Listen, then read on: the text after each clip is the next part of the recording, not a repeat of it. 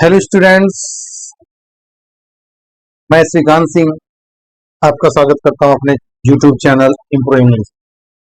यदि आप मेरे चैनल पे नए हैं तो please subscribe my channel, share it to your friends and don't forget to press the bell icon. That's why the notification of my all videos will reach you as soon as I upload the video. So, dear students, without delay, let's explain, let's try to understand the whole explanation about the poem number 6 of 9th class, Beehive. No Men Are Foreign by James Kirkup. The poet of this poem number 6, No Men Are Foreign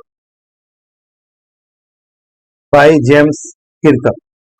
James Kirkup बहुत ही शानदार poet हैं और इन्होंने इस poem के through हमें alert करने का प्रयास किया, हमें कुछ बताने का प्रयास किया और एक मैसेज कन्वे किया। वो मैसेज क्या है? वो मैसेज ये है कि हम एक दूसरे से अलग नहीं हैं, हम एक हैं, हमारी फ्रेटर्निटी एक है, हम एक यूनिवर्सल ब्रदरहुड और इक्वलिटी की बात करते हैं। तो पोएट यहाँ पे होल वर्ल्ड को एक मानकर हमें कुछ सीख देने का प्रयास करता है, हमें कुछ बताना चाहता है। तो हम लाइन टू लाइन उस चीज को समझने का प्रयास करते हैं कि पोएट हमें क्या बताने का प्रयास कर रहा है, वो किस चीज के लिए हमें अलर्ट कर रहा है, किस चीज की चेतावनी दे रहा है। तो आगे बढ़ते हैं, देखते हैं। Stanza number 1, remember no men are strange, no countries foreign, beneath all uniforms. यहां तक हम इसको लेकर पढ़ेंगे। करेक्ट, रिमेंबर, याद रखिए, नो मेन आर स्ट्रेंज, कोई भी स्ट्रेंज नहीं है, नो कंट्रीज आर फॉरेन, और कोई भी देश अलग नहीं है, स्ट्रेंज नहीं है, बीनीथ ऑल यूनिफॉर्म्स। यहाँ पे यूनिफॉर्म्स वर्ड्स जो लिया गया है ये आर्मीज के यूनिफॉर्म की बात की गई है, आर्मीज के यूनिफॉर्म की बात की गई है।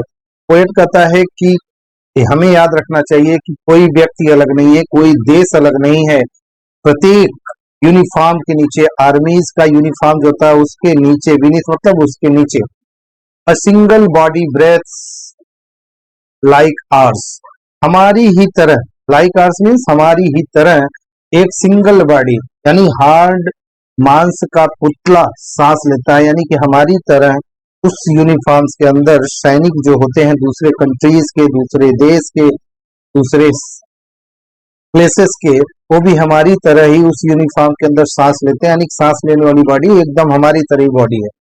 The land are brothers walk upon is earth like this in which we all shall lie. फिर आगे पोएट कहता है कि वह धरती भी हमारी ही, जिसपे हमारे ब्रदर्स यानी कि वो लोग भी चलते हैं, रहते हैं। इज अर्थ लाइक दिस, हमारी ही अर्थ के समान है, यानी कि चाहे इस कंट्री का लैंड हो चाहे अदर कंट्रीज का लैंड हो, वो एक समान है, उसमें कोई विभिन्नता नहीं, कोई डिफरेंसेस नहीं है। और फिर आगे पोएट कहता है हम जिसपे जीते हैं, जिसपे रहते हैं, इन विच वी ऑल शैल लाई, और एक दिन जब हम मर जाएंगे तो इसी धरती के अंदर हम दफनाए जाएंगे, उसमें भी कोई अंतर नहीं, यानी कि एक प्लेस, एक देश की कंट्री का जो अर्थ है, लैंड है, सॉइल है, वो दूसरे से के समान ही है, उससे अलग नहीं है। स्टैंजा नंबर 2 पर चलते हैं और देखते हैं पोएट स्टैंजा नंबर 2 में क्या करने का प्रयास करता है। Stanza number 2, they means the people of other countries, too aware of sun and air and water are fed by peaceful harvest। यहाँ तक हम लेते हैं और कहते हैं कि कह रहे हैं कि वे लोग जो दूसरे कंट्रीज में रहते हैं वो भी हमारी ही तरह सूर्य के विषय में जानकारी रखते हैं, यानी कि सूर्य वहां भी चमकता है, वो भी इसी खुली हवा में सांस लेते हैं, इसी खुली हवा से ऑक्सीजन प्राप्त करते हैं, प्राणवायु से ऑक्सीजन प्राप्त कर वो भी जिंदा हैं। एंड वाटर, और पानी भी हमारी तरह, वहां पे नदियां हैं, हमारी तरह ही वहां पर भी ओशन फैले हुए हैं और हमारी तरह वो भी इसी पानी को पी के जिंदा रहते हैं। कोई अलग वाटर वहां पे नहीं है, कोई अलग एयर वहां पे नहीं है, कोई दूसरा सूर्य वहां पे नहीं है, वो भी इन सब के विषय में जागरूक है। यही चीजें वहां पर भी उपस्थित है। Are fed by peaceful harvest. फिर पोएट यहाँ पे कहता है वो भी हमारी तरह ही भोजन करते हैं, हमारी तरह ही फूड पर डिपेंड करते हैं, उनको जीवन जीने के लिए हमारी तरह ही भोजन की आवश्यकता होती है। और वो भोजन कहीं और से नहीं, पृथ्वी यानी कि लैंड, धरती के अंदर से प्राप्त होती है, यानी कि भूमि से, खेतों से प्राप्त होती है।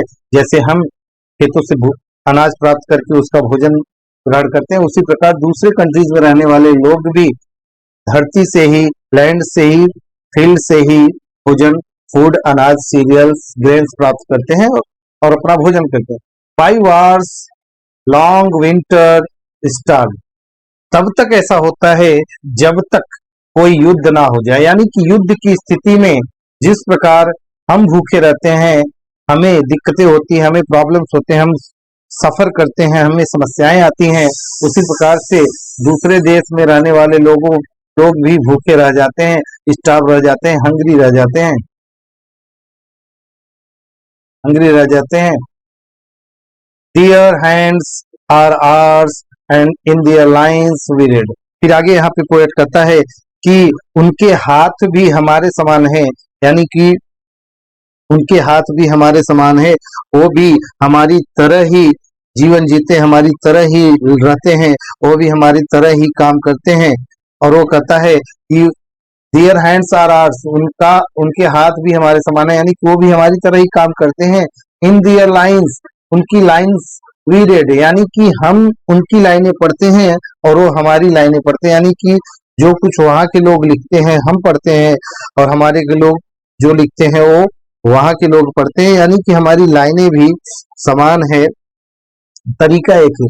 A labour not different from our own, हमारे द्वारा किया गया परिश्रम भी उनसे अलग नहीं है, उनसे विभिन्न नहीं है। हमारे द्वारा किया गया परिश्रम उन्हीं के समान है, तो हम अलग नहीं है। पोएट यहाँ पे कहना चाहता है कि हमें अपने आप को अलग नहीं मानना चाहिए, हम भी उनके जैसे ही। स्टैंजा नंबर 3 की बात करते हैं। Remember they have eyes like ours that wake or sleep. अब यहाँ पे पोएट कहता है कि रिमेंबर, याद रखें, दे हैव आईज, उन्हें भी आंखें होती हैं, यानी कि वहां के लोग भी, दूसरे कंट्रीज के लोग भी, दूसरे प्लेसेस के पीपल भी, उनको भी आंखें होती लाइक आर्स, हमारी ही तरह। दैट वेक और स्लीप, जो जागती और सोती है। वेक और स्लीप मतलब जो सोते हैं और जागते हैं, ठीक हमारी ही तरह है, हमसे अलग नहीं है। And strength that can be one by love, कह रहे हैं कि और ताकत भी हमारी तरह होता है, जिसे जीतने के लिए प्रेम की आवश्यकता होती है, जिसे लव और सिंपैथी, सहानुभूति के द्वारा लोगों को जीता जा सकता है, यानी कि लोगों के विश्वास को जीता जा सकता है, के फैद को प्राप्त किया जा सकता है। In every land is common life. फिर पोएट यहाँ आगे कहता है कि प्रत्येक धरती, चाहे वो किसी भी कंट्री की जमीन हो, वहां पर एक कॉमन लाइफ है, यानी वहां के लोग भी सोते हैं, जागते हैं, भोजन करते हैं, अनाज पैदा करते हैं, एक समान जिंदगी। That all can recognise and understand, जिसे देखा जा सकता है, समझा जा सकता है, नोटिस किया जा सकता है, उसको पहचाना जा सकता है, एप्रिसिएट किया जा, अंडरस्टैंड, यानी कि लोग हमारी तरह ही कॉमन लाइफ जीते हैं, जिसे हम आसानी से समझ सकते हैं, नोटिस कर सकते हैं, एप्रिसिएट कर सकते हैं, देख सकते हैं कि हममें और उनमें कोई भी भिन्नता नहीं। There is no differences between us and them. So poet tried to convey the one message: we are a member of this earth family, we are not different from one another or each other। So let's see stanza number 4।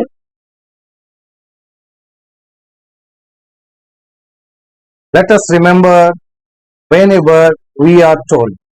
यहाँ पे आप देखिए passive voice का use किया गया है इस poem में। अगर हम देखें तो हम कह सकते हैं कि पैसिव वॉइस का यूज किया गया है। यहाँ पे पोएट कहता है कि वी आर टोल्ड, जब हमसे कहा जाता है तो हमें याद रखना चाहिए, क्या कहा जा रहा है? टू हेट आवर ब्रदर, यानी कि दूसरे लोगों से घृणा करो, दूसरे लोगों से नफरत करो, तो हमें ऐसा नहीं करना चाहिए। पोएट कहता है कि जब हमको कोई कहता है, हमें कोई भड़काता है, इंसाइट करता है, हमें एजिटेट करता है कि अपने लोगों के प्रति हम नफरत फैलाएं, नफरत करें, फिर पोएट कहता है कि इट इज आर सेल्फ, ये कोई और नहीं, ये हम स्वतः हैं जो उनके बहकावे में आकर हम एक दूसरे से नफरत करते हैं, एक दूसरे से फाइट करते हैं, एक दूसरे के प्रति वार क्रिएट करते हैं। हमें ऐसा नहीं करना चाहिए। That we shall dispossess betray or condemn. फिर यहाँ पे पोएट कहता है ये हम ही हैं जो एक दूसरे से लड़ते हैं, झगड़ते हैं, एक दूसरे को धोखा देते हैं, एक दूसरे का अपमान करते हैं, एक दूसरे को नीचा दिखाने का प्रयास करते हैं, एक दूसरे के ऊपर अटैक करते हैं। ये हम ही हैं, कोई और नहीं। हम दूसरे के बहकावे में आके एक दूसरे के ऊपर अटैक करते हैं, एक दूसरे को नुकसान पहुंचाते हैं। रिमेम्बर, याद रखो, वी, हम ही हैं। वी मीन्स यहाँ पे फोर्स कर रहा है पोएट, वी यानी कि हम ही हैं who take arms against each other. हम एक दूसरे के खिलाफ, हम ही हैं जो एक दूसरे के खिलाफ हथियार उठाते हैं और एक दूसरे को नुकसान पहुंचाते हैं। हमें ऐसा नहीं करना चाहिए, हमें मिलजुल कर रहना चाहिए। पोएट इस स्टैंजा यानी कि और फोर्थ नंबर के स्टैंजा में यही बताने का प्रयास कर रहा है। आइए देखते हैं फिफ्थ नंबर का स्टैंजा क्या कर रहा है, और ये कंक्लूसिव स्टैंजा होगा।